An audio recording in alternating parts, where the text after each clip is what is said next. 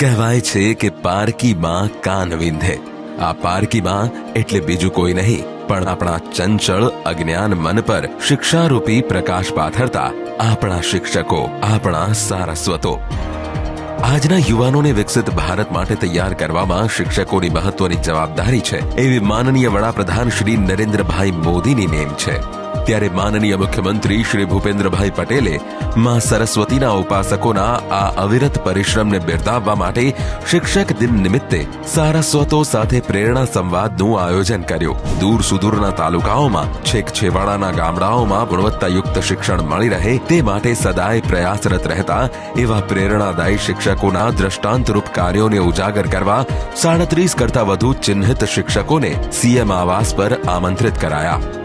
ક્યાંક એક શિક્ષકે કન્યા કેળવણી અભિયાન દ્વારા દીકરીઓના અભ્યાસમાં વધારો કર્યો તો એક સારસ્વતે બાળકોની 100% હાજરી સુનિશ્ચિત કરી। અમારી સ્કૂલમાં 100% હાજરી અનિવાર્ય થાય છે। બાળકો નિયમિત શાળાએ આવે છે। ડ્રોપઆઉટ દર મારો 0 છે। જે ઇનોવેટિવ પ્રવૃત્તિઓ ચાલે છે એમાંની એક છે કે સ્કિલ ડેવલપમેન્ટ। એક પ્રોજેક્ટ ચલાવીએ છીએ જેનું નામ અમે આપ્યું છે ગ્રુપ ઓફ ધ યર। ગુણોત્સવ થયો તો તેમાં તાપી જિલ્લામાં અમારી શાળા પ્રથમ સ્થાને આવી છે અને રમત ક્ષેત્રે પણ મારા બાળકો આગળ વધી રહ્યા છે। ઇન્ટેન્શન એ છે કે NEP 2020માં બાળક સ્કિલફુલ બને અને લીડિંગ કરતું થાય। 133 બાળકો જ્ઞાન સેતુ પરીક્ષાની અંદર મેરિટમાં આવેલા છે। સર, મેં રોબોટિક લેબ સ્ટાર્ટ કરી છે જેથી મારા 3 થી 8ના બાળકો સર્વે રોબોટિક સર બનશે।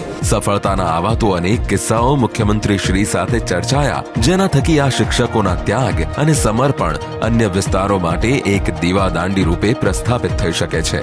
શિક્ષણમાં બિલકુલ કચાશ હું ચલાવીશ નહીં એવો આગ્રહ હું રાખું છું। સ્માર્ટ ક્લાસ છે અને એ બધી યોજનાને લીધે પ્રાઇવેટમાંથી પણ બાળકો સરકારી શાળા તરફ આવી રહ્યા છે। આપણા વડાપ્રધાન શ્રીએ પણ આગ્રહ રાખ્યો છે કે પોષણ ભી ઓર પઢાઈ ભી।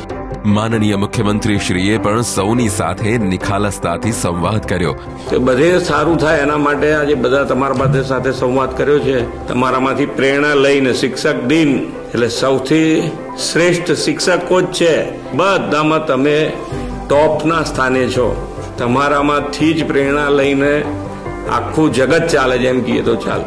ગુજરાત સરકારની અનેક પહેલોની સફળતા પાછળ શિક્ષકોના અવિરત યોગદાનને બિરદાવ્યા। સરકારી શાળાઓમાં છોકરાઓ ભણે એના માટેનો ખૂબ પ્રયત્ન કર્યો તમે બધાએ, અત્યારે ખૂબ સારું છે અને બધા જ સારસ્વતોને પ્રશંસા પત્ર આપી સન્માનિત કર્યા।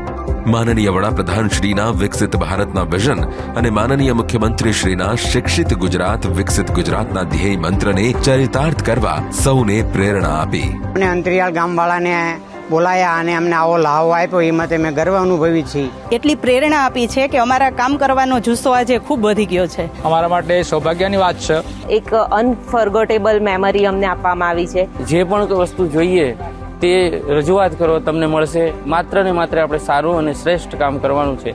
અમને જે તક મળી છે એનો અમને ખૂબ જ આનંદ છે।